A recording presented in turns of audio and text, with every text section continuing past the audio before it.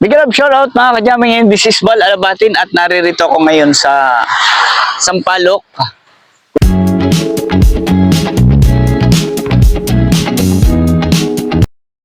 Kung saan parte ito ng Zambales at ito nga nagbablog tayo ngayon.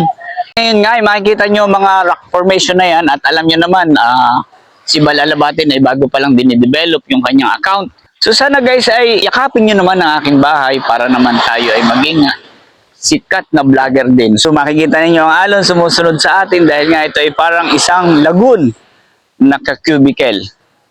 At kung saan nga guys, dito ay katulad din ng Alabat, Quezon, tabi po Apo, at mayroon din ditong ilog sila na papunta dito sa dagat. At kung mapapansin ninyo na marami rin bato na formation dito. And of course, this is Bal Alabatin at sana nag-enjoy kayo sa aking bakasyon dito sa Sampaloc, Subic Bay. Maraming salamat sa panonood at sana nagustuhan ninyo ang aking video ito. Bye-bye! Bye-bye, Bal Alabatin!